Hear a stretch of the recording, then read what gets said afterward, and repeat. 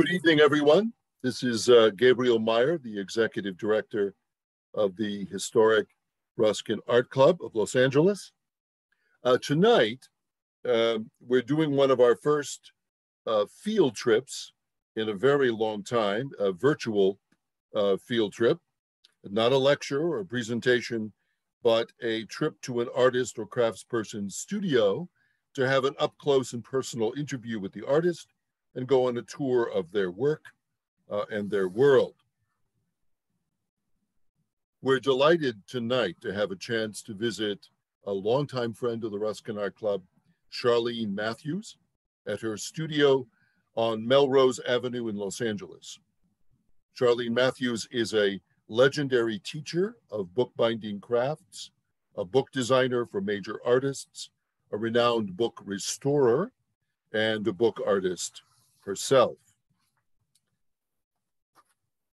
Charlene will take us on a tour of her machines, all of which have names, by the way, her remarkable instruments, projects past and present, and hopefully give all of us a little tutorial on the care and feeding of the books in our own libraries and whatever else Charlene wants to talk about. At the outset, I hope no one minds if I tell the story of how I first met Charlene, more years ago now than I'd care to admit. These were the days when the Ruskin Art Club still had its 1922 clubhouse in the Windsor Square neighborhood just off Wilshire Boulevard. Once, when repainting our tiny office, I moved an old desk and found a large object wrapped in t-shirts hidden behind the desk. It clearly hadn't seen the light of day in many years. I took it into the dining room where there was a big table and some light, and discovered on removing the dusty t-shirts a large antique folio catalog, nearly 18 inches high, printed in Vienna in 1735, with engravings by Anton Joseph Prenner and Franz Stampart, painters of the Imperial Chamber of Emperor Charles VI. The volume featured engravings of artworks in the Emperor's collection at the Schönbrunn Palace in Vienna. More surprising than all that was the bookplate. John Ruskin, Brantwood. How an 18th century art catalog belonging to Ruskin's library ended up behind the desk in a Wilshire district office still remains something of a mystery. But beyond the surprise of the find, it was also clear that the book needed urgent repair. The years behind the desk had not been kind. The cover was detached, the leather bumped and scratched. Well, Charlene Matthews came to the rescue, effecting a magnificent restoration and painstaking restoration of this extraordinary volume. We had hoped actually to have the book with us tonight. It lives at USC, Special Collections these days, but that proved impractical. So now we're going to begin our cinema verite style evening tonight. Just outside Charlene Matthews' studio on Melrose Boulevard. And Stuart, take it away.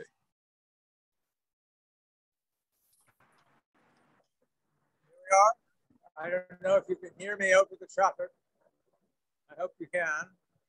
And we're going to look at these incredible windows.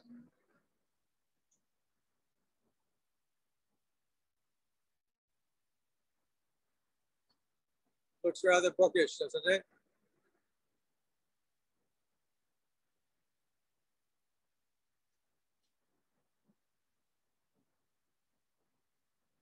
I'm now going to ring the bell and Charlene will let us in.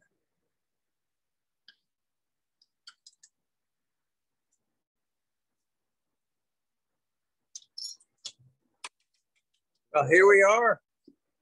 Thank you so much for having us here. Absolutely. It's extraordinary fun. A lot of fun. Yeah. I can't wait to hear and see and experience the world of book art. Great. This is the, it's the room. There's Jacques. That is the key of the shop. That is a machine Yeah, it's with a name. That's board, that's paper. That's paper and board. That's wrapper. Look at that. Wow. So it looks like a pair of scissors. A good blade here and here. It's a little bit dull right now. Powerful. This is a job backer. This is, I use it all the time. A lot of binders don't use it that much anymore. Really nice one. We've got the quick print. What does that do? This makes titles. It's like, Titles. like, oh, look, here's the, look at this. Oh, I like that. Yeah, you like that. Yes. See what this is type. I put the type in here. It heats up to between 250, 400 degrees. It heats right up, but it's heated. It doesn't heat up fast. I This see. guy's probably about 70 years old. It's a really early model. And I've got type. And then we have dies. This guy had this Chinese die made. That's the top. Wow. Beautiful. Yeah. Oh, this is what it. This is the product of that die. Yeah, this is like. Actually, I'll show you the book. The book's still here. He's gonna pick it up tomorrow. Uh-huh. So, yeah. And we come through here. Sure. What have we got here? We're looking at pulls of some kind. This is James Joyce's Ulysses, handwritten. What do you mean? The entire thing? Yes, there's 38 pulls. 3 of them aren't hung up yet. I still got it. Oh, how tiny that script is. Well, it's tiny. This is the end. Yeah. If you go to the beginning, Yeah. it's quite large. 38 of these. Yep. How long did it take you to create this? 2 years. 2 years. Wow. Extraordinary. Oh, yeah, the script is a little larger here. Yes. Huh? Wow. Beautiful. Look at that. All of Ulysses, It's a good book. I should say. And then we come into the other chamber. This is where I generally work. I've got works tables upstairs. I work on all these tables through here. Basically, not at the moment, but I guess it is. There needs to be a job going on every single table. Ah. Uh-huh. So that's what we do now. I think we should start with, oh, this is the inner room. You can walk in a little bit. It's got books waiting to be fixed, books that be picked up. It's got supplies. Oh, sure. It's got my book arts. It's got anything that I feel like putting in here. I know where everything is. Love to see your book arts, the books that you yourself have created, have made. But we know where everything is. Oh, And this is my string and thread collection. it's orderly disorder. Yeah. So we got these kinds in here, right here. And then I have, oh, I forgot about this.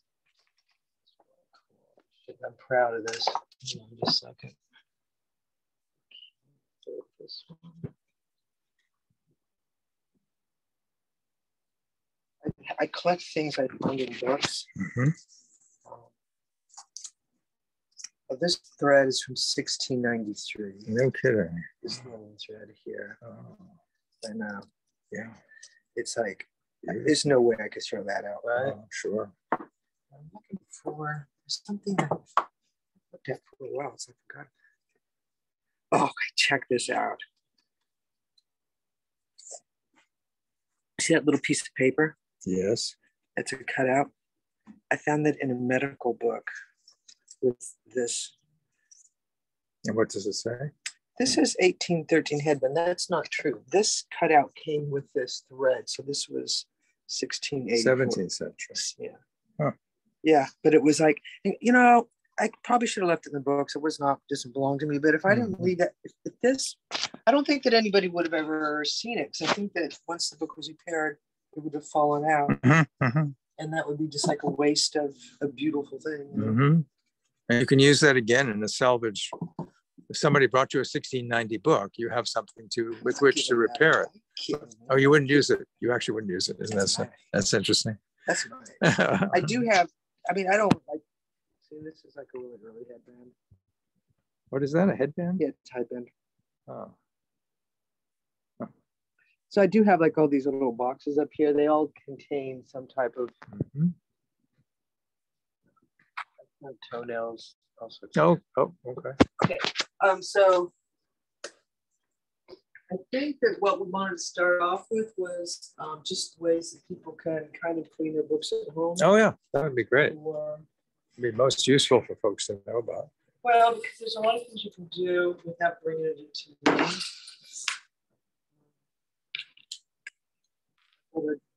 First of all, let's see if you've got. Oh, someone brought this book in to me the other day, which I really like a lot because it's got this. It's obviously been hand tooled. It's 1834, so it's it's got cotton paper. But the coolest thing is it's an English bound book with paste paper on it, which is kind of unusual for this year. Or maybe it isn't, but I liked it a lot because of the paste paper. You just don't see it. So cotton paper lasts a great deal longer than the modern papers that are being used in pulp. And that's right. You've got cotton and linen paper, and those papers like 1850 or so, and start making wood paper. But those previous papers, I think it's called lignum. Yes, lignum. Wood. It's wood pulp. Yeah. That just, once you take the wood pulp and you make it into paper, it just breaks down super fast. It's really, it's full of acid. The second you make a book, it starts breaking down. That's but plant, part of recognition. Plant, the flax, those kind of plants don't break down as quick. So that's why this paper, this is cotton. It's fairly bright. When you see linen paper, I was looking for some linen paper. I have some. I can't find it. It's like amazing.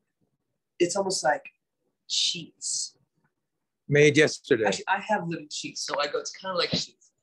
It's really soft and it's really beautiful. I have some more. What kinds, would books that were made on vellum also tend to be made on linen? Would that be the next most valuable paper after vellum or I'm more support? Yeah. Cotton. Yeah.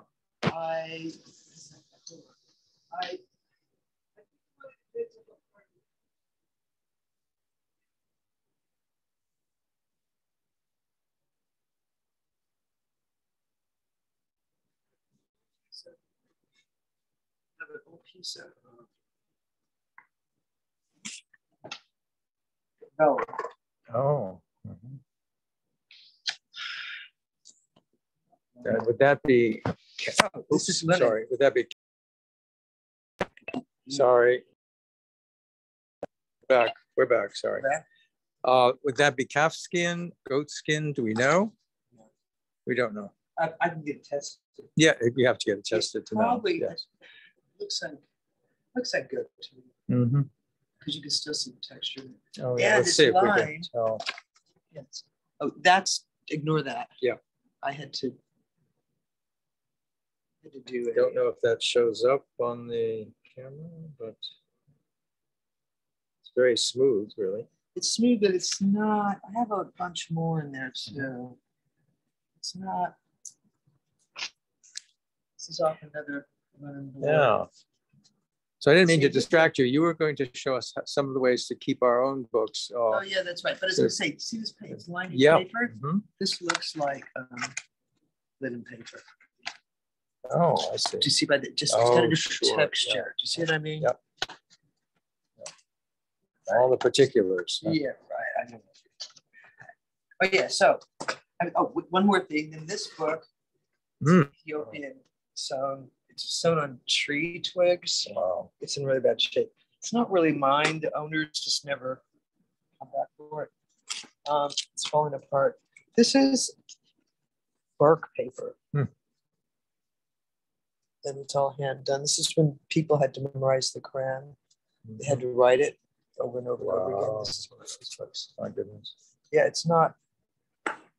But I've this usually see these cords are sewn like on a fabric type of cording.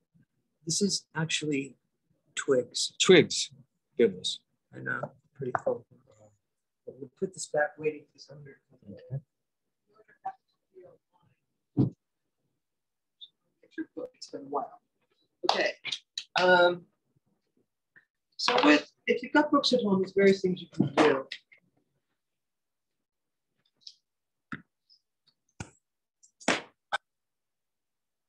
There's an argument about oiling books. So you're getting like a neat split oil thing, which I do have. That's for leather. Yeah, some people don't like it, some people do. And it's really, Triple Crown's good. It's got some neat split oil. I actually use a lot of times you should office and shoe connector. Yeah, sure. I mean, it is leather. Yeah, why not? Sure. Yeah. You know, it's all sorts of things that can be done with it. And I have like a really big box of it. Melatonin, is it? Let's see. Yeah. You know, I used to help Khalil Gibran, the sculptor, with some of his bronze work, and he wouldn't object to using a clear Melatonin wax on bronzes. I actually. So that's very interesting. That's the, oh yeah. Now I'm out of clear, and I went to buy my clear in my shoe place. Oh. I know. But I tell people, like, you put it on really, really lightly. Like you dab it. Yeah. See it just dabbed, and you really, because otherwise, if you put on big chunks, I even use brushes. If you put on big chunks, a lot of times you can't get it up. So you kind of, it takes a little bit of a hand technique. Yes, good technique. It does. So, and I always test a spot. And then I've got some really good French stuff. This stuff, you can't buy it here. It's illegal. Oh my goodness. Leave it to the Ruskin article. Showing it is not illegal. Because it's got DDT in it. Oh, I see. Right? It's the best stuff ever. So I sent someone who was going to Paris to the store to get me some because I was running low on it. I love it. I only use it for the most important books. I see. This is how they sell it now.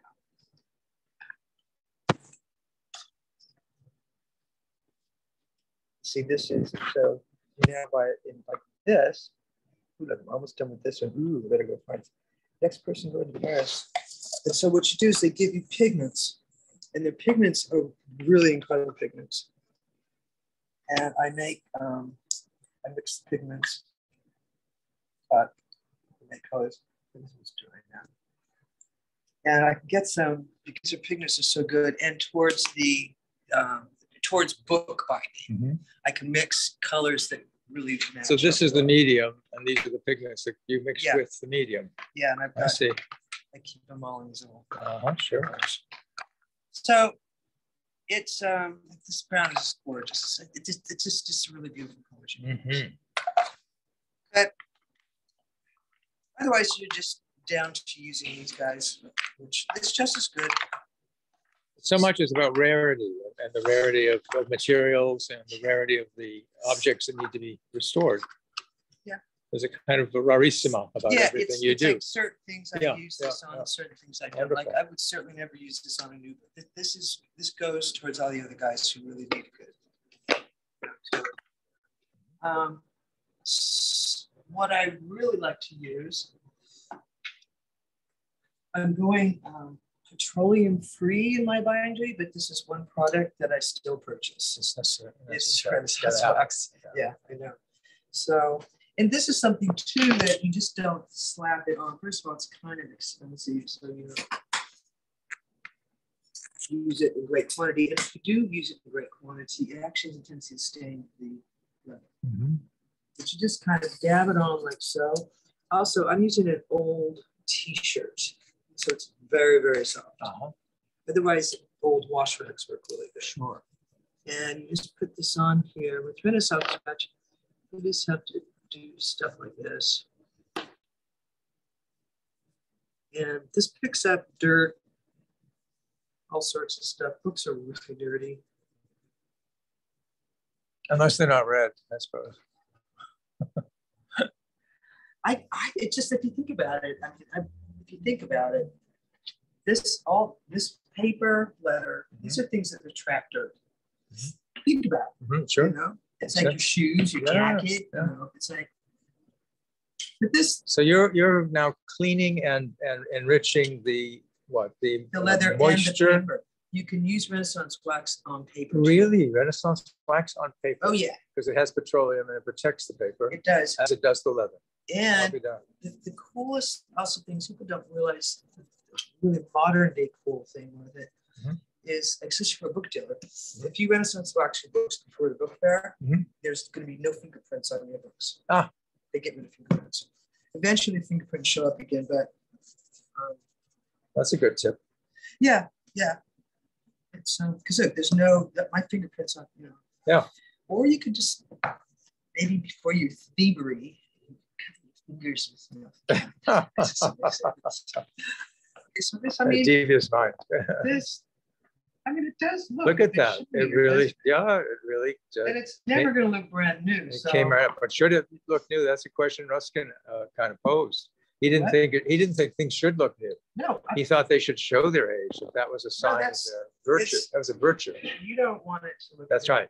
That's right. We had a debate about that when John Fiddler and Norman Weiss talked about Ruskin's conservation attitudes with respect to buildings. Well, the thing is, I think in those days too.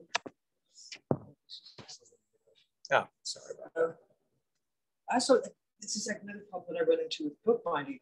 That was a period of time where things were fairly new and pure. Do you know what I mean? Yeah. Manufacturing was starting. People had new things. They didn't really have old books. In fact, a bookbinder in that period of time made books. They didn't repair books. You know, it's like bookbinders now, and talk to anybody. I mean, we are just being overrun by book repair. It's because there's so many old books out there. And that's like a new thing for a bookbinder to have so much repair. So it's a what do you repair? Yeah. It's always a question. Which books, you know, are we going to repair? Which books, you know? So there'd be both commercial reasons and sentimental reasons. Oh, absolutely. And intellectual reasons. Academic, if you will. There's all sorts of reasons. Yeah, all sorts of reasons. Yeah. This morning, somebody brought some books to me, and I rarely say, look, you know, if I was desperate for work, I'd maybe attempt it. But I just said, no, please, no. And I rarely say that because I want to fix that book. You know, I'm good at it. So I was surprised, but it had mold. It had 3 different types of mold in it. Right? 3. Yeah. I didn't even want to touch it. I see a Gulliver's Travels. Is that an early edition? I put this here because I was going to. No, not really. Not really. Okay. It's like, remember, I was going to show what. Okay, first of all, this is my book of cloth that I color different colors. It's the funnest box in the world. I mean, look how beautiful this is. Oh yeah. Look how beautiful it is, and it's all these just different cloths. Dyed cotton for projects. These are just leftovers. I mean, it's a beautiful green. And then I also do a lot of my own projects. I just make really strange colored cloths using the boxes and stuff. But what's going to happen to this guy is, I've been looking at it, it has to be back. This actually is pretty good. I don't think I'm going to go in and put a new backing on here. It's pretty tight, and it'll take me a bit of time. We've got a break in here, so I'm going to pull this out I would do it now, but there might be some people gasping. So I'm not going to do that to you. Put in a very small hinge and then put it back. I see. Right, and I'll probably put a very thin cloth hinge in there because the mold is it's still there, but it's not that strong. What sort of glue do you use? For this, this is my book, and it's not a great edition. I'll probably just use hit me. No, don't hit me, but I'll probably just use Elmer's glue. Uh-huh. I mean, I have about 30 different glues in here. My uncle invented white glue, Borden's white glue. Elmer's, yeah, he did, yeah. No, he worked there in back east, yeah, of all things, brother. Because Elmer's glue is glue. It's a good glue. In fact, I argue about what is archival or not. I mean, really, there is a problem with it. But wheat paste, that's a glue that is archival? This is wheat paste. That is wheat paste. Okay, this is wheat paste. I use wheat paste as much as I can. I see. And that's completely archival. You need to buff it a bit. This particular stuff is because I buy it dry and buffer it. I see. So I'm using a very high quality. This is not your normal, but it's not the Japanese stuff, which is like, if you feel bad, mix up some Japanese wheat paste. Your life will turn around. Is there flexibility? There's a question of, is there flexibility in the glues, the Borden's, the Elmer's, or the wheat paste? Are they brittle once they're set? Wheat paste is brittle, but it's not brittle, but it's not that flexible. It's not that flexible. And relative to the white glue, what would you? This linen cloth stacked with paper. I see. Which wheat paste has been used. It's not brittle. There you go. I see. So it's different. It's also got a very high water content, so you don't want to use it anywhere where you don't want any water. Nice. This newspaper, take this paste and you put color in it, and this is how you make this kind of paper. Oh, you mean like a lot of binders at the end of the day have as a kind of graffito? Would that be a fair description? You can understand it better by saying that. Yeah, okay, but that's not exactly because you don't scrape through actually. No, in fact, you put it on and you take these tools and you make your designs, let it dry a bit, and then wipe it off. Or there's various ways to do it.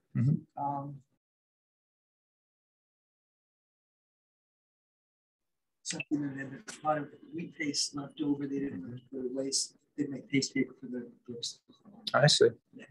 So binderies use everything. So here we were there. Okay, so this I want to show you something that you as a individual could maybe do when you run into this problem. There is back of this book the pen shape's fine, right? Yep. So you could fix this yourself. You could. I don't really recommend people. I don't want to fix this.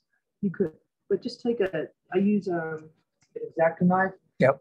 That's been rolled down. Oh. Keep it slightly sharp. Yeah. So what am I doing is I'm just taking off the large chunks of glue here very lightly.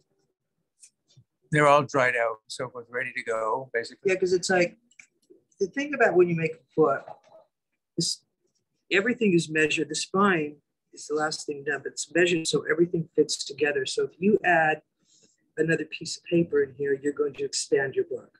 So you got to be pretty careful with that. So I'm going to take, because I'm going to put some glue in here. So I'm going to take out whatever little bits I can without, because you see these don't really belong here. You can feel the glue. So what we're going to do is we're just going to put some more glue in here. It's very tactile. Oh, yeah. The whole process, everything you do. I could, okay. Yeah. We snip a lot of glue as well. But inevitably. I could. White glue is very good for you. But I could spend, depending on, I mean, okay, I'm sitting here, I'm working on my own, doing this. Perhaps it's even a book I really adore, right? I could spend hours picking off every little bit of glue. I'm thinking about, thinking about all sorts of stuff. Sure, yeah. It's very meditative. Sure it is. Yeah. Yep. So Yep. And get it super clean. Once again, the hand, the heart, the mind. Ruskin's mantra for, That's right. Absolutely. what is art? Absolutely. It has to combine all three of those. That's why I'm part of this art group. And we love it. We love having you in our group. This is what you can do if you run into a problem. You can just take a very unsharp object like that. It's a little bit sharp. What we're going to do is we're going to tip these guys back together. Okay, let me come around that way. This is going to straighten this a lot. Let's get closer to that. Oh, this is jade. This is archival glue, actually. It's expensive, so I keep it.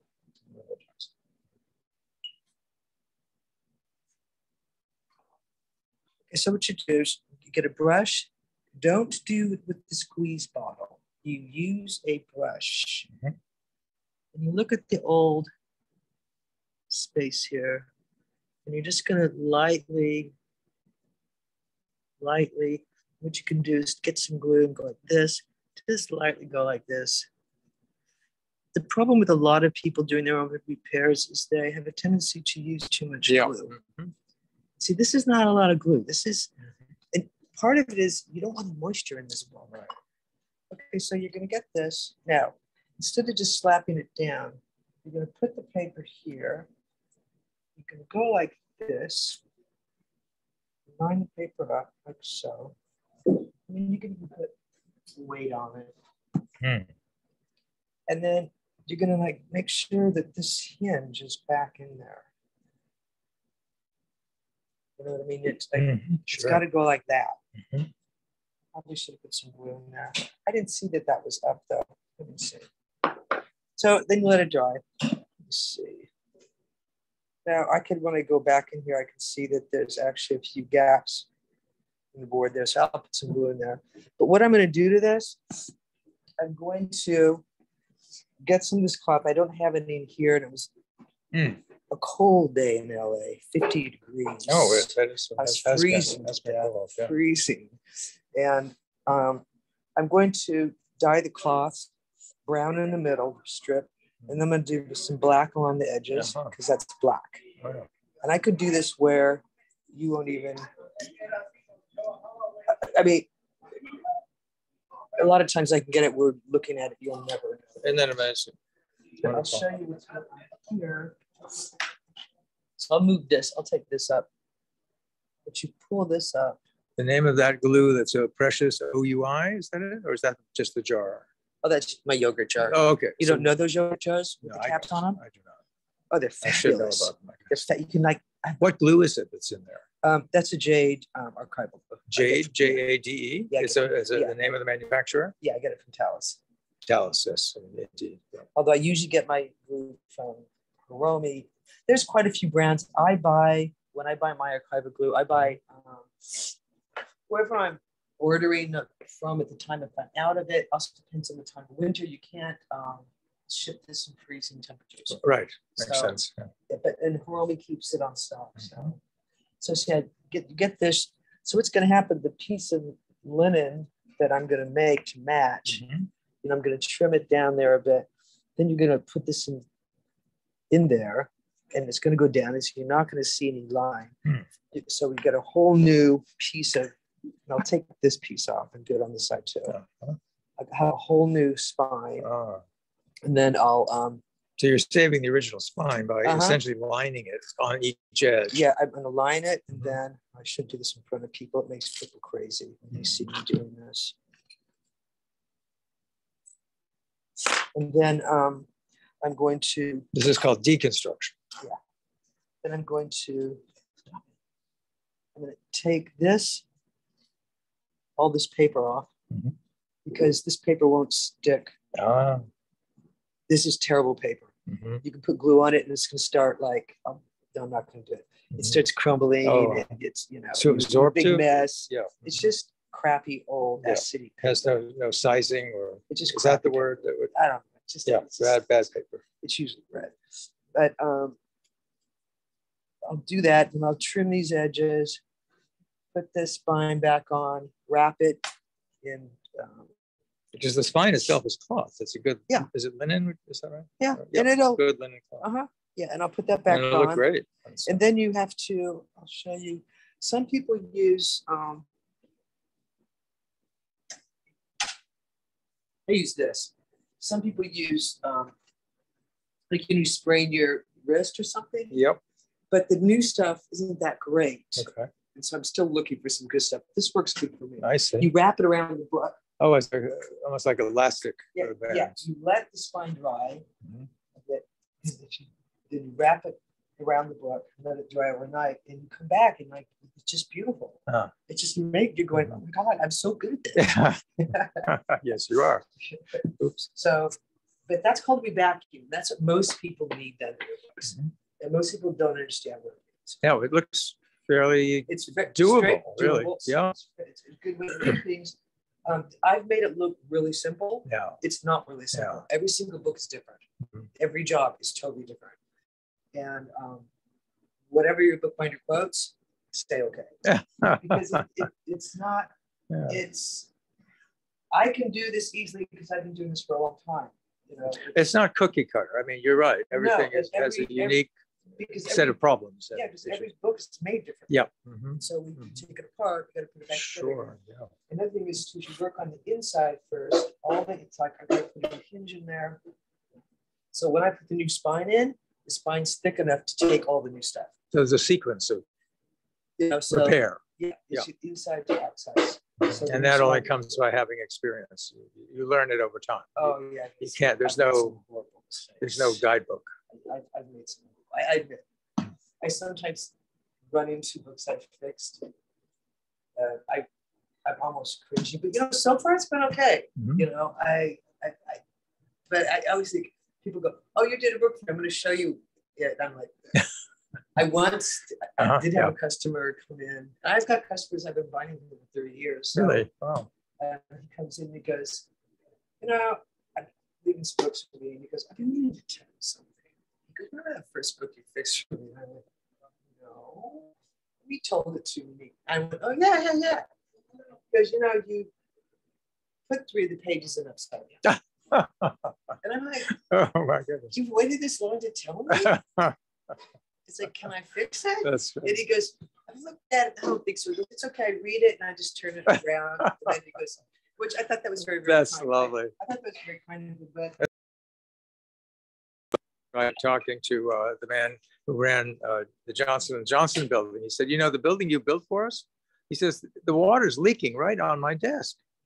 And Wright says, move your desk. Yes. Yeah. Okay, now there's another thing I want to tell you all about is cloth books. This isn't, I'm going to use the cloth. Now, sometimes you see the cloth looking batty, you know, not that nice. So what you're going to do to it is something very simple. Sometimes it's so simple, you're going to go, why do I ever go to the book? I've got the song, this is on medium high. There is no water in this iron. I use a travel iron because the cord's always really long. I see. You want no water in this baby. You do not use this for anything so dry but books. Iron at medium heat. Yeah, it's medium high. It's got a little bit of crap on it. And I use my iron every day. Oh, This has. That's the indispensable tool. It's heat. Yeah. So, you can iron this book. The reason I put this here. You have some protective paper over it. The iron isn't directly on the cloth. And it's like smooth. I see. Let's have a look. Let's see if I can see the difference between one side and the other. But sometimes, sometimes you can even do the edges. You know, when the edges are raveled, just kind of slightly like this, and the edges are all whacked together. Oh, I see. Right on the edge. Yeah, I have books that like that. Yeah. Sure. Absolutely. They fray, basically. Yeah. And what does that do? Does it consolidate, melt the glue back? Yeah, because the cloth glue, not all the time, we're not too sure. Sometimes it'll be, it's an older book, it'll be animal glue. But if it's a newer book, it is going to be a PVA. And if it's a PVA, any PVA, you can iron back in.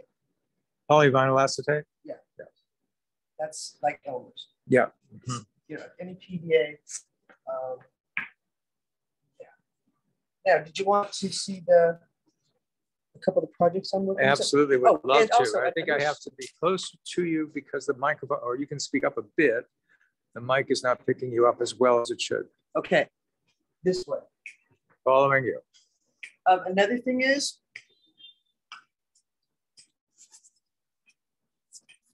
just dust. This large shoe brush, horsehair, is the best. Ah. If you've got like crappy stuff on the edges here, you can use this guy. Brushes are nice. Just don't brush too hard. Now, if you have pencil marks, like, oh, look, we just fixed this. This was fabulous. Look. Look at that. Look. Yeah. Ta-da! Great satisfaction. Okay, so book dealers put like pencil marks in everything except for this one. John Ruskin annotated everything and suggested that we do the same. Oh, I'm all for writing the books. Yep. But sometimes you need to erase something. Okay, and what are you doing here? This is, I just erased this pencil marking. And what kind of eraser is that? That's what it's going to show. It's the only eraser you want to use in a book. Okay. Magic Rub. Magic Rub. See if we got a great name, right? Hand me some Magic Rub, will you? See, like, and it works really well. Wow. Mm-hmm. Now, another thing is if you want to get something off. Yep. Wouldn't you stay there?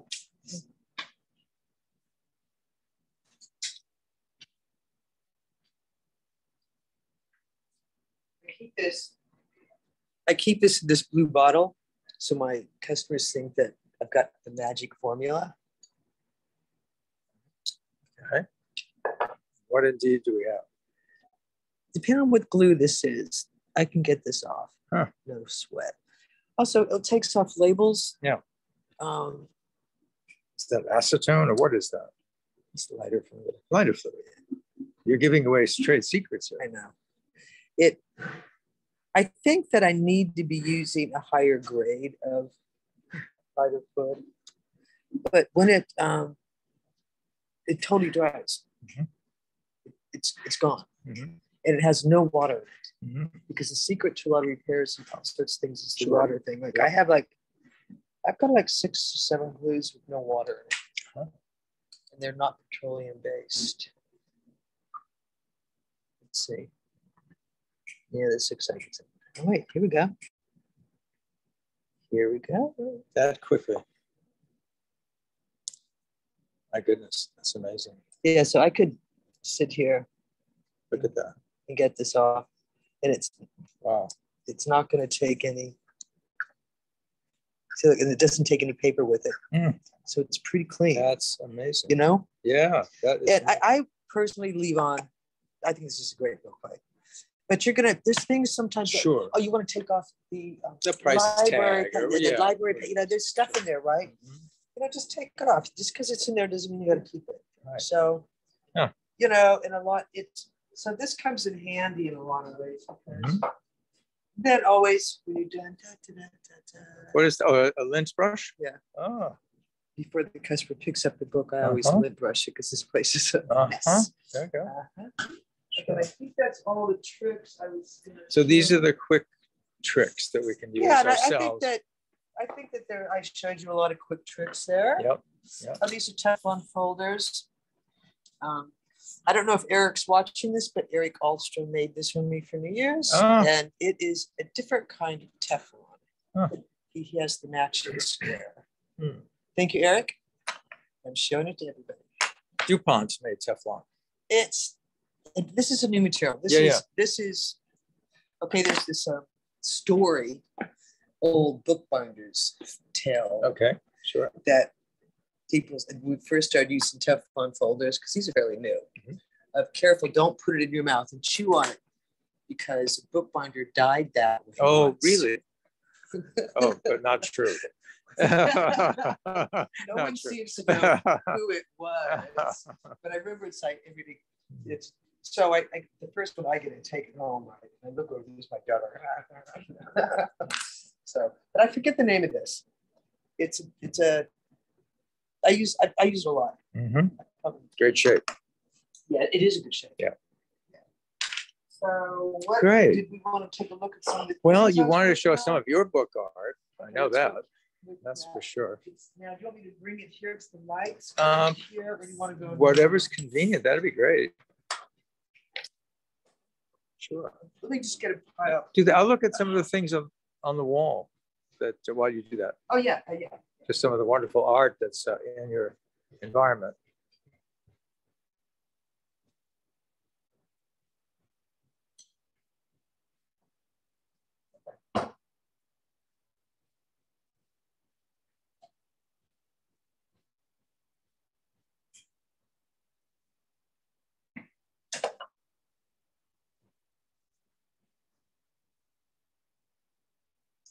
Looks like you.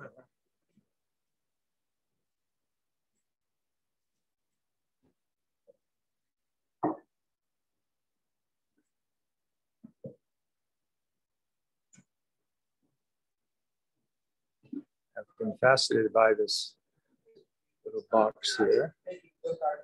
Over 50 years, so Doing an art tour here.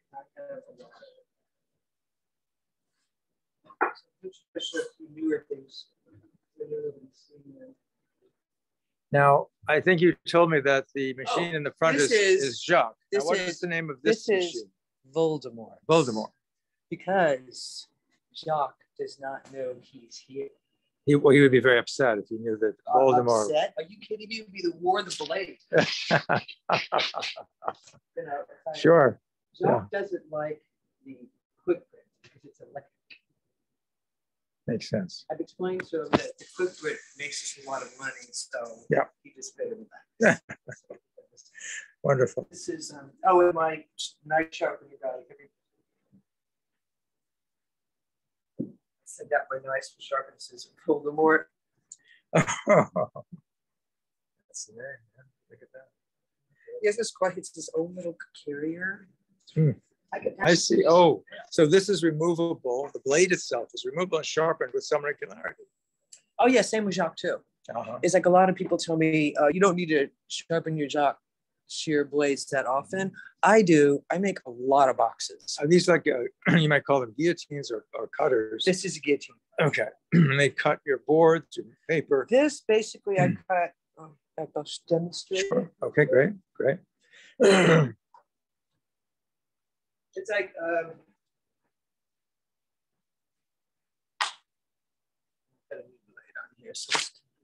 you can do it on either side. Depends on what you're working on. What's happening? So someone was curious, what is this machine? Oh, people ask All the time, sure. So what you're doing is you're it's a guillotine. guillotine. Really, it is. Yeah. What's going on here? A piece of, what is that, wood? No, this is a book. Oh, you have a book on Let me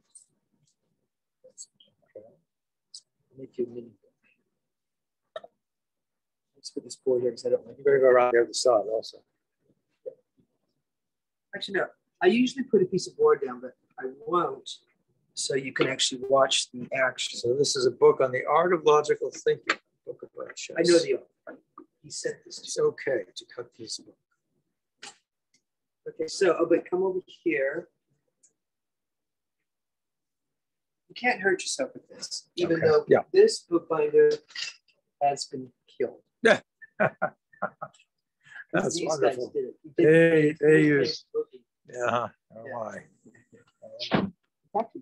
So this, see, if you got this, you can't. I see, it's locked. So I put this down so it's totally flat. Yeah. You have to take your other hand, lift this up, right? Oh my goodness. Wow. Wow. Look at that. How clean. That's fantastic. Delayed dynamics. Oh, this is a nice book. That's nice all by itself. This is very nice. Gee whiz. Yeah. That's a spring-loaded release over there. Yeah. So you can't, if you, yeah, You can't. got it. You know, I've never. It's a safety. I've split my thumb on top once, but it wasn't because of him. I just did something. Got it. Yeah. And I've never hurt myself. Uh-huh. Wonderful. I mean, Well, I'm careful. I'm very sure, of course. So Jacques' plate's not that. It's sharp, but not that sharp. This is sharp. Tremendous power in that lever. Yeah. So Super. Oh, that was fun. Okay, let's see. Oh yeah, let's get some book on real quick. Okay. Just going to continue looking at some of these very interesting objects that are presumably by Charlene. Yeah, quite wonderful. I think homage to Joseph Cornell, perhaps.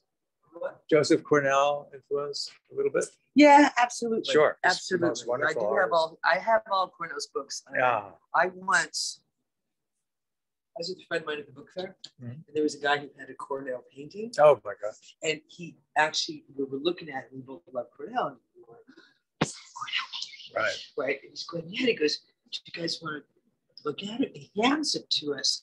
We're standing here, and it's between us. We both grabbed that, fighting over it, and then we're looking at each other, what are we doing? I mean, it was a teapot. He's a fabulous artist. Yes, he's a fabulous artist. Right? Funny stories about him. He was an odd duck.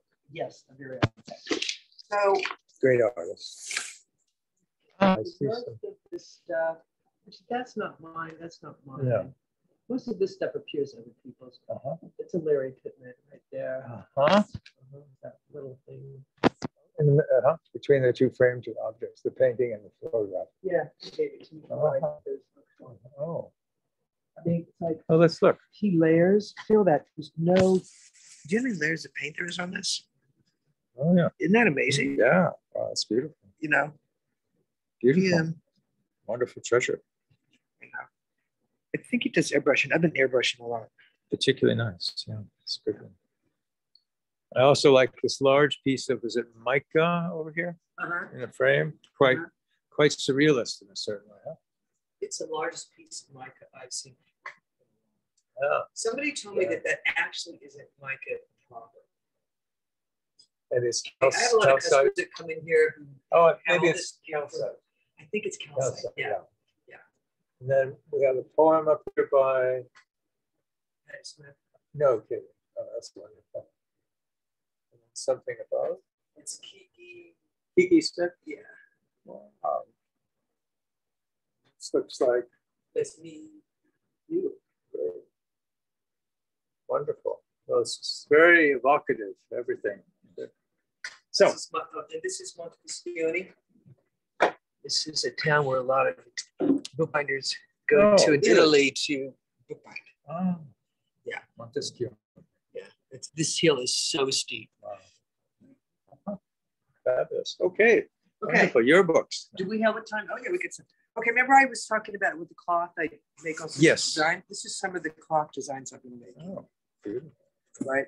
And this is, I do a lot of prop work. And this is pages with aging processes on it. And it's look at a lot. Because I can duplicate pretty close. Let's say we need the pages. You need Howard Hughes' diary. Yeah. It has to look old. And I actually they use my handwriting a lot too. Because I'm good hand. I didn't think I did, but most people's hand is terrible. But yeah, I love this one. I'm so very nice. I mean, I'm dying just to use it for myself. But it's a kind of objet, isn't it, by itself? So, look at that. This is more cloth that I'm wasn't that happy with this one, but I needed the box. Now this is when I'm working on a project, I keep everything in a box. So like I don't get to work on it every day. A lot of times I'm just too tired. So I just put everything in a box when I want to look at it. Sure. I just open my box and wonderful. This is one of my little books I'm not done with. This is E.E. Cummings. Oh, my favorite. You're gonna love this. This is his poem, Black, right? With a drum beat, and this is the original handwritten. This is in Navajo. This is in Spanish. Goodness. This is in Korean. I think I'm pretty close too. Did a lot of research on it. This is Icelandic. My goodness. This is Irish, which was the premise. This is stupid. I'm going to do something else to it. This is the periodic elements. Braille. And I need to finish it. Wonderful. Isn't that, what an idea. Well, I love that one, don't you? Oh, I do. It's like Can you read it? Would you like to read it? Go ahead and read it. That'd be great. What? Do I have to read it right now? Yeah, Really? go ahead, read it right I now. haven't practiced for a long time. Well, then, No, I'm not going to do it. Okay, don't do it. You do it. No, well, it's hard. I know. See, you have to think about it for me. You do. I could. I know you. I can't too. I've actually put it to music. Black against white sky, trees, which from dropped leaf, leaf ago. Go swirling. Wow. Swirl. Fabulous. Incredible. Beautiful. Amazing. So I'll finish that one eventually. Yeah. Now, this is another binding a lot of people can do at home. Mm-hmm. This is my catalog. I wanted a softback and I didn't have a lot of money going on. Mm-hmm. So I literally drilled holes and tied it up. Mm-hmm. It's the same with this. I've showed this to a few customers and I've done this to quite a few people's books. Because they're going, I don't really need a fancy binding. I see. I don't. Some books, like this book, looks great in that. Mm-hmm. You know? Sure. So these are books that you had for sale at one time in the catalog, or are you saying? No, this is just a record of what you've done? No. Oh, no, this is my catalog. These are things you've done. Yeah. That records them. And are they in, you have them all? Uh-huh. Okay, great. So we're looking over here. Right, and then they're all indexed. Uh-huh. When did you start making books on your own? 1986, my first book. Oh, 36 years ago. Yeah. Okay. Yeah. So. And are these yours here? Yeah. Okay, so this is another we're going to look at real quick. Okay. I'm opening it all backwards. This is terrible. This is vellum. It's called blue chip. Oh, yes. This is sheep vellum. Mm-hmm. by the tone and the stripes in it. It's got a magnet to keep it shut. Oh, nice. Oh, that's beautiful. It's blue goat. Huh. And just what are we looking at? Just oh my goodness. Stuff. Wow. Huh. Wow. A lot of blue chips though. You remember blue chips? I don't myself. S&H green stamps. I remember. But they were about the same time. But that's on the West Coast, probably. On the East Coast. Oh, you're kidding me. No, I've never heard of blue chips. No. So, because I know the green chips, but I didn't realize that was that different. Green stamps, S&H green stamps. Oh, I didn't realize that difference. But blue chips seems to be a West Coast thing. Kind of cool because you've got little things to hold it in here perfectly. And that's what is that? Is that the liner? Yeah.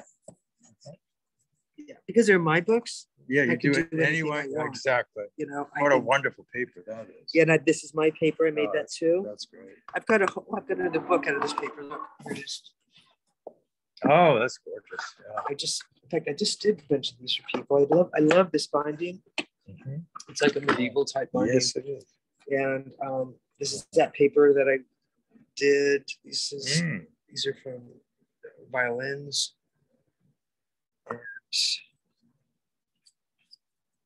It has a 3D kiss. Sure. Oh, for heaven's sake. Yeah. So yeah, this was actually just my journal for many years. So, but wow, that's something else. Yeah. Oh my goodness, pink flamingos in the bathroom. Oh gosh, that's so. Right. This started in 1998, and I think I finished in 2002. You actually got to do, it's magical.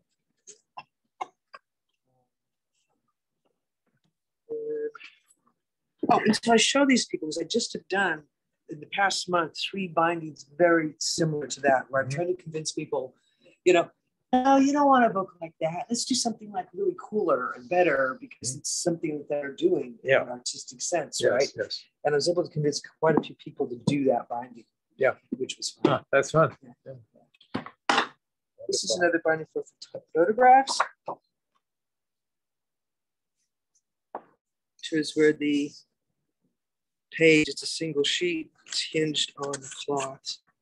So you can This one actually has indentions where the photograph sits inside. All your photographs as well. Yeah, pinholes. Like this is the lost sock, which is my favorite sock. That I found a pair of socks in Paris at the dollar store. Yeah. One went missing. Right. As they do. Yes. So basically, this is the lost sock running around. And now, how do you attach the photographs to this paper? What another good. Okay, good now question. the stay right there. I'll show you. All right.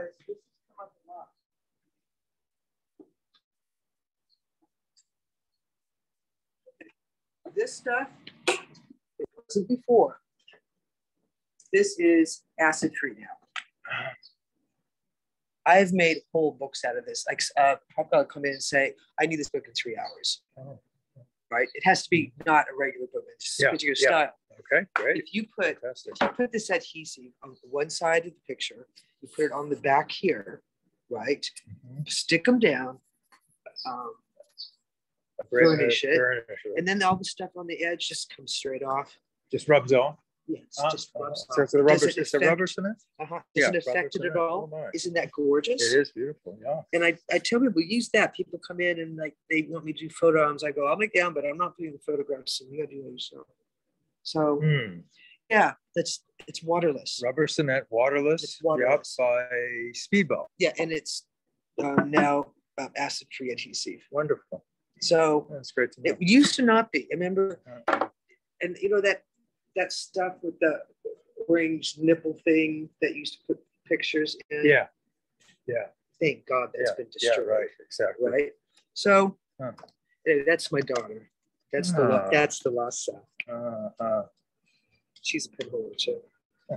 So you have how is a pinhole camera used? Okay, I will show you the camera that I shot.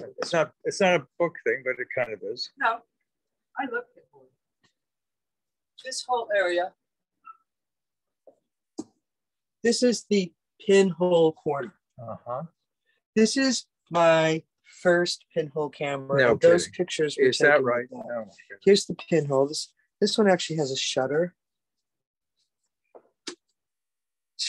You put the paper film in here.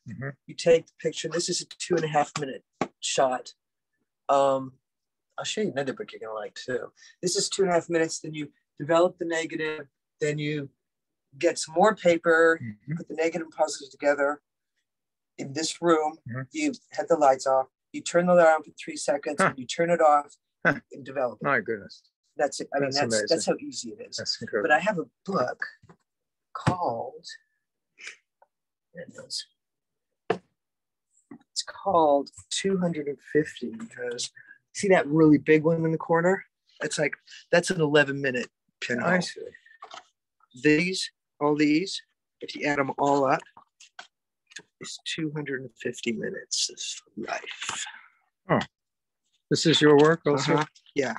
If you add up, it's 250. Thank goodness. Yeah. You know, the thing is, I get stuck in here. I can't go anywhere. I gotta wait for customers to do work. Yeah. So I can pinhole here. Yeah. Man. If you notice, most of my pictures are all around here. Sure. Yeah. Now you were going to show us, I think, something in progress, rather well known. Bruce Nauman. Bruce Nauman. You're working with some very extraordinary artists. I work with some. And you are an extraordinary artist. And we're doing a prototype.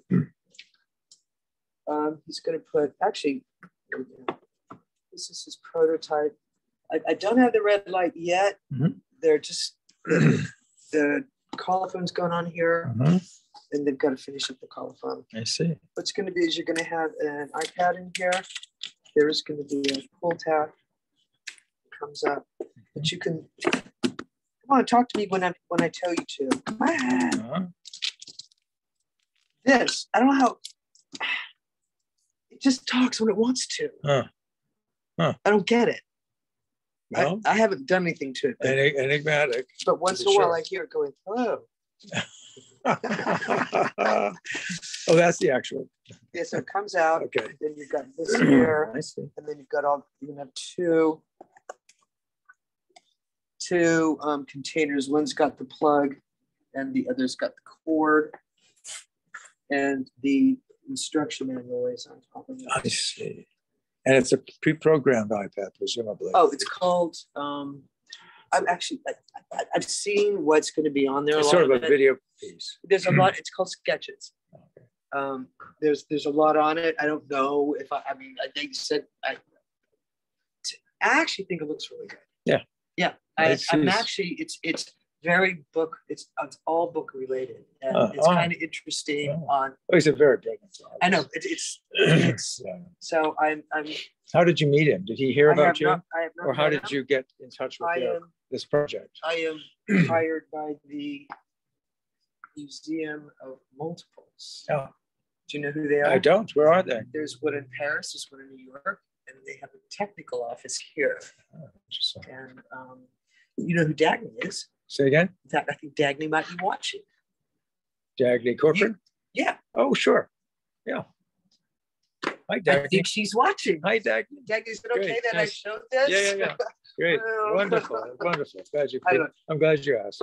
In fact, she sent me an email this morning. So we're just waiting for a few more things. And what's the cover going to be like? Oh, the cover is I see. It's very plain, simple. but because I'm a little bit of a trickster, they said, could you put a photo on the cover so we can see what it looks like to a photo? Nobody's said a word about this. I did. Nobody said a word. Well, we've got a little scoop I glued this in. Wow. Cool. Nobody said a word. Wonderful. Wonderful. I took it out because it's my picture. Tools of the trade here. And another wonderful photograph. This is mushroom leather. Mushroom. Meaning? This is leather made out of mushrooms. How can you make leather out of mushrooms? I'm showing you, did it? Extraordinary. And see, beautiful texture. Them too. Oh. Look how thin you can get it. I did this before the pandemic. I actually have been paid money to somebody to make some for him. Yeah. I haven't done it yet. Like I'll get to it. Yeah. It's kind of cool, isn't it? Yeah. Well, that's very exciting to be working with that kind of project. Yeah, it should take. I mean, I got people that are going to help me out with it. Oh, this is covered. I can't touch it. I just polished it. That remember the dye? Yeah, that's the dye. This is the yeah. This is the final product. Gorgeous. It's a little bit askew. It looks like it's straightened out. It was a little skewed, so I'm kind of prodding it to do what it should do. It's well, I don't know what time it is, but I'd like to. Yeah, the clock's over here. I think we're getting my question. Maybe 6:10. Oh, I think we're at Q&A. Oh, we're at Q&A. There are people like. I think Gabriel ought to clock in here. I think Gabriel should clock in. Let us know. We could go on all night. We are having a good time. Yeah, we can go on. We can go on and on and on. So. I don't know how to reach Gabriel. Gabriel. Can you hear me, Gabe? Maybe you want to come on in. Oh, here's another Q&A. This will pick up dirt and crap off your clothes. Yes, Stuart, I am here. Oh, well, lovely. Well, I think and I have just hopefully allowed everyone to unmute themselves. At least that was my intent. I know there are lots of questions. So the only thing is we won't be able to spotlight you when you're asking. So because of technical reasons. So if you can just identify yourself, give us your name when you ask the question so that we can, so that Charlene can address you directly. Correctly. I can't do it wrongly. If you like, you can't help it. First question.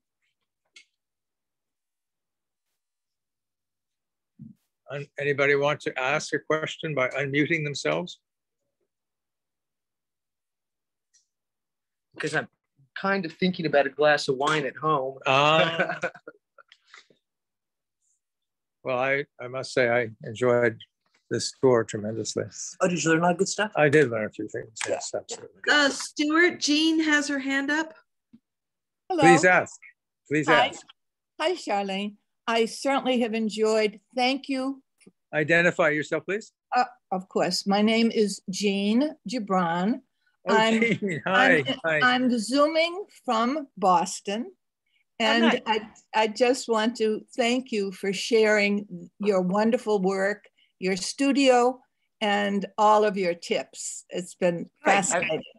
I hope you learned something. We know that you know that we have a great library in Boston. It's called the Boston Athenaeum. And guess what? In April, one of their conservators, Judith Kroll, her name is. Do you know her? Yeah. Yeah. She's giving a talk on bookbinding, but the title is really sort of scary. And here it is: Arsenic Pigments and Bookbindings in the, I think, 19th century. Does that sound interesting to you? Yeah, I'm actually really into pigments and stuff. I mean, any bookbinder is because we have to classify so many, we have to know how to do everything. And I once took a pigment class and the lady said it was like, okay, this is this yellow stuff is, what's that poison stuff? Arsenic, right? Arsenic. And so I'm working with it, and I actually got some in my mouth. Ooh. And I sat back and I said, okay, I'm dying. So you don't suck your thumb when you're working on it. By the way, you should Zoom it. It'll be fascinating. It'll be very interesting. Thank you very much. It's at 12 noon, April 21st. Yeah. Her name is Jane Kroll. And of 9 a.m. our time. Yeah, it's Eastern Standard Time. But thanks again. Enjoyed it immensely. Thank you. Thanks, Jean. Great to hear you. This is Enrique. Can you hear me? Yes, Enrique. Hello. Hi. How are you? My God, what an interesting talk and amazing, really.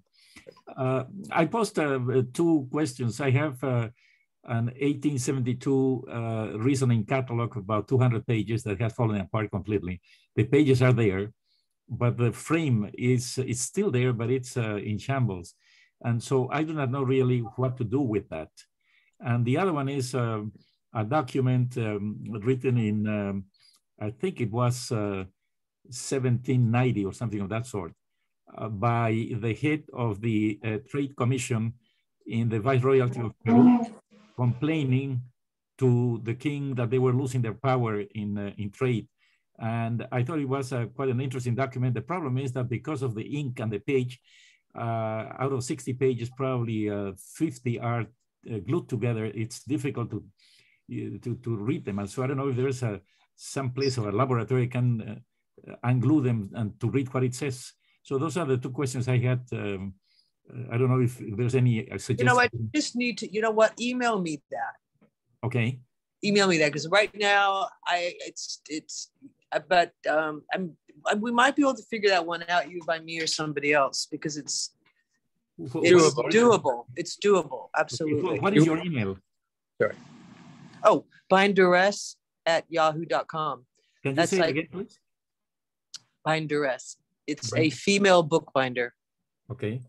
BINDERESS@yahoo.com. Okay, perfect. I'll do that. Thank you very much. When I do that, they never understand a word I'm saying. You're welcome. Great. Interesting question. Stuart? Yes. Yeah, I wanted to go back to the big script pulls that she had. Okay. Yeah, because what now is that's obviously for creating a new book, or is it to create something that once already existed in that? Tell me about those script pulls.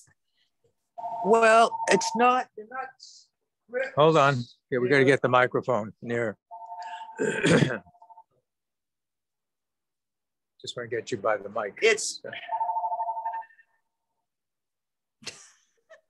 They're not script pulls. They're actually wooden pulls. They're solid wood. Yeah, I'm just saying script because they have writing on them. So tell us how that works. The writing is James Joyce's Ulysses. The whole thing, the entire book. The whole book. And do you use those to print? No, I use them to look at. Oh, This was so- an artwork that's been exhibited at the Craft Museum and is an independent work of art of the most intense kind. oh, I see. To me, it has the feeling of a kind of almost an Asian calligraphic meditation. Right. Okay. I didn't Somebody asked me to understand. enroll Yeah. them. Yeah, I didn't understand if that was something that So she. you can see how finely done.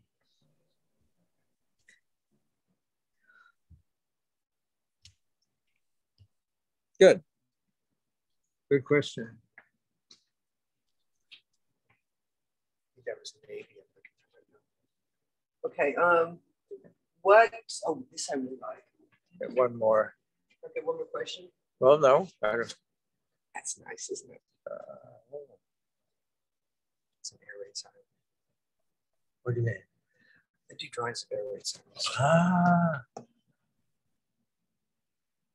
So no more questions? anyone else to direct questions for our wonderful guest? Yes, I have a question. Who are you? My name is Andrea Vaucher. I'm a writer and a journalist. Hello. Hi, how are you, everybody? I so enjoyed this. I love books, of course. I read, I write it, but I love the personality. Charlene, you are amazing, and you imbued me with a dose, a booster of creativity that Perfect. I need, you know, because this has been a hard friggin' time filled with apathy, and I can't thank you for that. Okay, here's the question. You know, and that's my goal.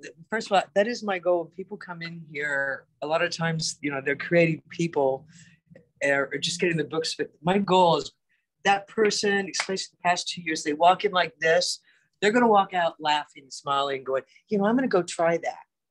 You know, that's the way it should be right now. So, question. Well, maybe not try that. Maybe I'm going to go practice the piano. You know, whatever it is. Yeah. It's okay.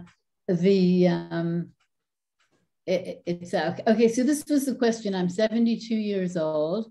I took very good care of all the books that I had in my house. Very good care, dusting. I never really did the leather polish. I don't know why I didn't think of the leather polish, but you know, I'm 72. I'm giving things away. I don't have a big family. Maybe you have a big family. I don't have nieces and nephews or anybody that's interested in my David Hockney. You know what I mean? It's like, yeah, it's crazy. You need to how do you feel about that at your age? I'm not a spring chicken myself. I get this question a lot, and it's what's going to happen is you're going to die and someone's going to need to take all those things out of your house. And that's what you have to think about. Or think about, do I want to donate them to places right now? Do I want to put them in auction right now? I mean, you should be thinking about it right now and getting rid of it right now, because you're not really going to be doing anything with those things anymore, are you? I mean, I'm looking at the art, and if you look at the art, then keep it. Then, you know, but I'm saying if you've got stuff you're not looking at, do it now. Don't leave it to somebody else who's got an active life and doing things, you know, because I've got a daughter, and I sometimes go, oh, shit, I got to get rid of a lot of this stuff, because as much as I want her to see what my life's like, or want other people to see what my life's like, they don't really care. I mean, university will take better care of it. Yes, you need to find someone who will, and there are places. You just have to do a little bit of research. Sometimes they'll give you money. Sometimes you can just straight out and out donate. And I've had quite a few book collectors do that, because I've advised them that's what you're going to do, because where else is it going to go? Yeah. That's what you're going to do. Well, anyway, thank you so much. You are welcome. I'm so thrilled to meet you. Absolutely.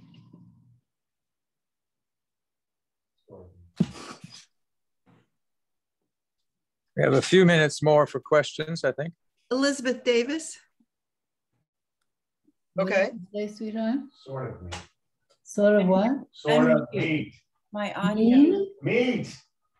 I want to say hi to Jean Gibran, who I had lunch with in Boston a few years back. And I also, first of all, want to thank you, Charlene. I am so inspired by your book making. And I'm sorry to be mixed up here, but I'm so excited to see Jean Gibran, and I'm Mary Haskell's niece. Oh my goodness. Well, I just want to say, I don't know how I ended up here, but I'm in the right place at the right time. Let me just, Elizabeth, I received your message in the chat and I replied to it. I didn't see it. I didn't get it. I replied to it. I think we have to email. Yes. And I'd be happy to answer your question. Thank you. Stuart can, if you have Stuart email, maybe you can send me your email, or I'll do that. I have your email still. I have your email. I think we should concentrate on our Charlene.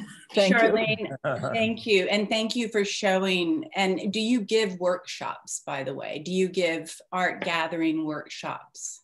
For people? I haven't for quite a few years. I will if somebody organizes it. I'm actually a professional binder. I mean, this is how I make a living. I'm here 6 days a week. You know, the way that you bind your journal, that's amazing. And I used to give workshops, but it takes a lot of time. And I tell people, if you want to put a group together and somebody wants to help me put all the equipment together and do all that, hey, I'm real happy to give workshops. For super cheap, but I just don't have the time to prep it and to do all that stuff like that. All right. Well, we'll be in touch with Stuart as well.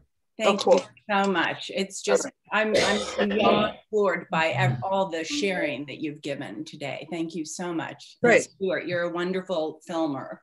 Oh, I'm glad to hear that. Interviewer. Thank you so much. Wonderful. Okay, shut the fuck off. Stuart, can you hear me? Yes. I'll comment. Now go spit it out. Go spit it out. I think the point. No. The point that that's what you did before. I mean, you did before. Excuse me. I think the whole point of being able to do the work that Charlene and so many do is really for selectively preserving the cultural artifacts that we are fortunate to have around us. And the future, who knows what the future holds? You know, some things are meant to be ephemeral and temporary. And as we know, libraries are not collecting paperback books anymore, for example.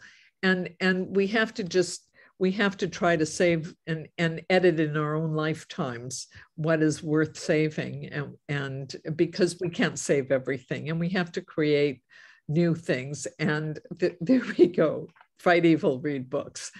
Anyway, thank you, Charlene, for doing this. And I think it's exemplary as to what we can envision that Ruskin was supposed, he himself understood this. And we have to look at preservation in all manners and be hopeful, happy, healthy, and hopeful.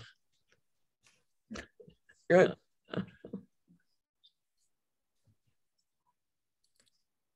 On that note, I think we can wrap up tonight. That's a wonderful way to end.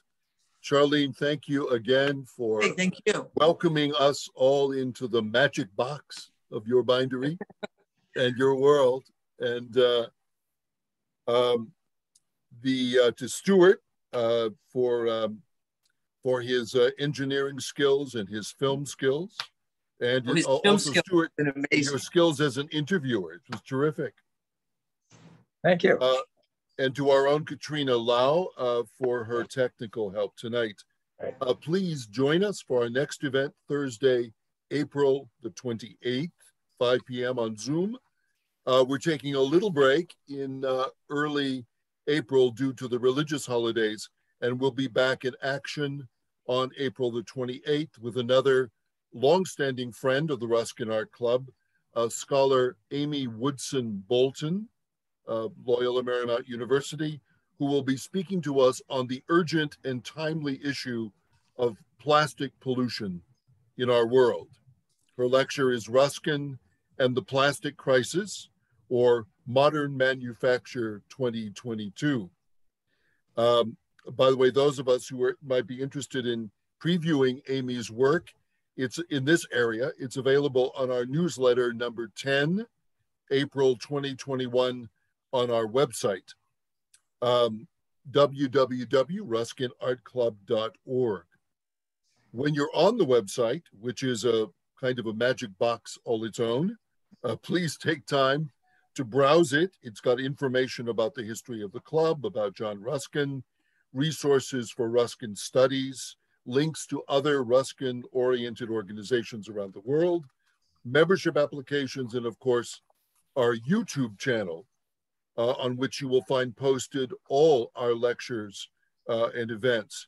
We mean this both as a service to our members and friends who can't attend an event, they can visit it on the YouTube channel, but also as a kind of permanent archive of all the riches that our various speakers and lecturers are offering us. This virtual field trip will be up on YouTube shortly. So when you access the channel, by the way, please consider subscribing. It seems to make YouTube happy for some reason. So anyway, thank you all for coming. See you all on April 28th, and good night. Good night, and thank you. Good night. Good night. Wonderful. Charlene, Bye. wonderful. Thank you.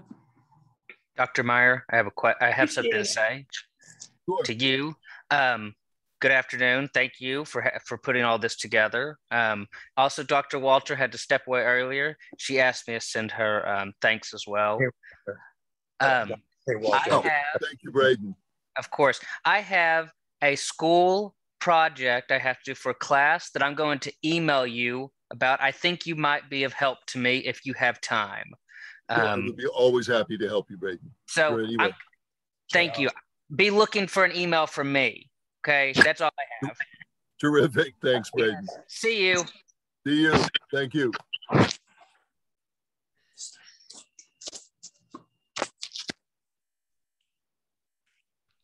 So you think it went well? I think it was